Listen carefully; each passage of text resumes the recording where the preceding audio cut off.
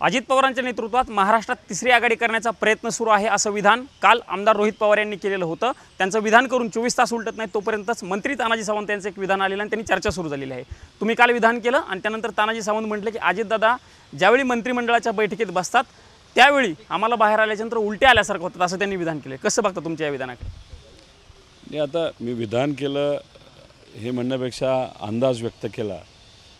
आता योगायोग म्हणा नाही तर काय म्हणा, तर त्याच्यानंतर तानाजी सावंतांचं स्टेटमेंट आलं आहे आणि मग उमेश पाटील जे त्यांचे प्रवक्ते आहे अजितदादांचे त्यांचं स्टेटमेंट आलं आहे। आता याला काय म्हणायचं मला तरी काय सांगता येणार नाही।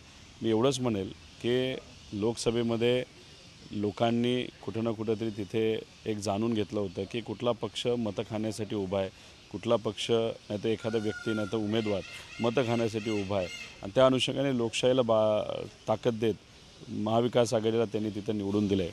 त्यामुळे मला असं वाटतं की याच्यात या इलेक्शन विधानसभेमध्ये सुद्धा कितीही त्यांनी प्रयत्न केला की एक थर्ड फ्रंट करायचा नाहीतर अजून काही उमेदवार उभे करायचे आणि मतविभागणी करणं हा खरं तर तो त्यांचा विषय। पण तानाजी सावंताचं जे स्टेटमेंट आहे म्हणजे या राज्यामध्ये 50,000 कोटीचा भ्रष्टाचार झाला, त्याच्यामध्ये तानाजी सावंताने तर 6,500 कोटीचा भ्रष्टाचार केला आहे आणि कोट्याली स्वतः सुमोटो तो विषय ताब्यात घेतला आहे। म्हणजे पैसे खाण्याच्या वेळेस तुम्ही मित्र आणि जेव्हा इलेक्शन येतं तेव्हा तुम्हाला उलट्या यायला लागतात।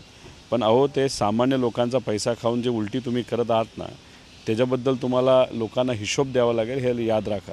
तानाजी सावंत जरी मंत्री असले तरी ते उपमुख्यमंत्र्यांबद्दल अशा पद्धतीचे विधान करतात। तुमचे पक्ष जरी अजित पवारांचे मुद्दे जरी वेगळे असतील अशा पद्धतीची महाराष्ट्राची संस्कृती आहे का असे विधान करणे? नाही, 2014 नंतर संस्कृती खराब झालेली आपण सर्वांनी बघितली। कुणी केलं याचा अंदाज नक्कीच तिथं आहे आणि याच्यातच तिथं तानाजी सावंत अशा पद्धतीने त्यांच्याच मित्रपक्षाचे एका मोठ्या नेत्याबद्दल ते बोलत असतील आणि मोठ्या नेत्याचे जे सर्व कार्यकर्ते आहेत नाही तर त्यांच्याबरोबर जे आज सत्तेत आहेत नाही तर मलिदा खात बसलेले नेते आहेत ते मात्र अजितदादांची बाजू घेताना दिसत नाही। मला काय चाललं आहे हेच खरं तर कळत नाही। वारंवार अशी टीका होत होती की अजित पवारांना सोबत घेतल्याचा तोटाच झालेला आहे। अशा पद्धतीची टीका भाजप असेल किंवा संघाच्या काही लोकांनी यापूर्वी केल्याचं आपल्याला बघायला मिळालेलं होतं।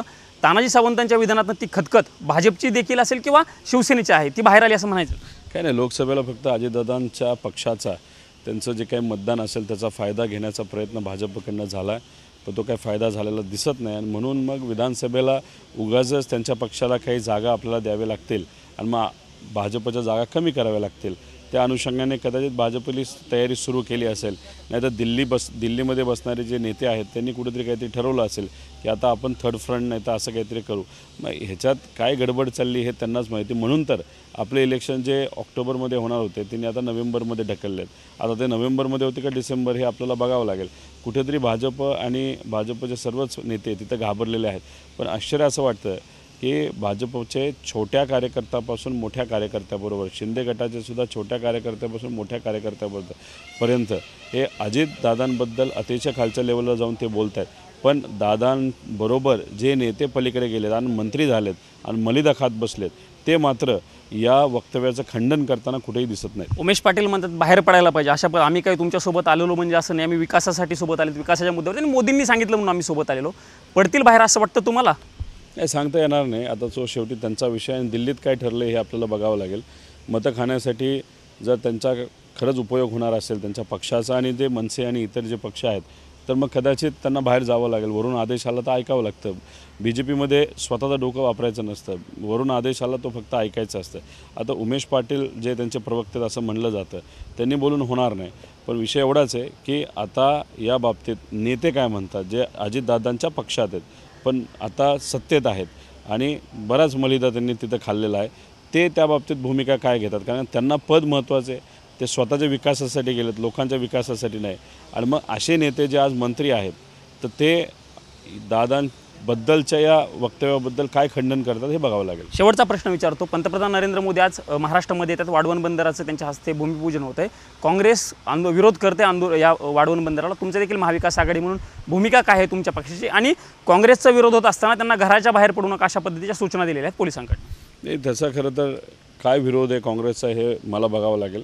ठीक आहे, येत आहेत, भूमिपूजन करतायत, येत असताना आता इलेक्शन आहे, थोड्याशा गुजरातल्या महाराष्ट्राच्या ज्या कंपन्या ते घेऊन गेलेल्या आहेत 3-4 लाख कोटी रुपयाची गुंतवणूक, त्या कंपन्या परत एकदा घेऊन आले असते तर आता गुजरातचं इलेक्शन नाही आहे तर मग महाराष्ट्रात त्या कंपन्याला गुंतवणूक करायला सांगितले असते तर मी मानलं असतं. कारण का आज नोकरीची जरूरत आहे, हाताला कामाची जरूरत आहे.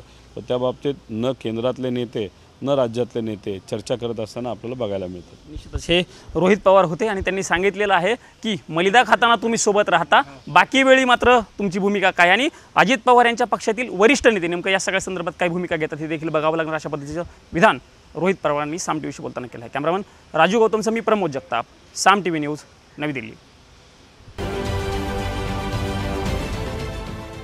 देश विदेशातील प्रत्येक घडामोडींचे लाईव्ह अपडेट मिळवण्यासाठी आता साम टीव्हीच्या सर्व सोशल मीडिया प्लॅटफॉर्मला लाईक, फॉलो आणि सबस्क्राईब करा.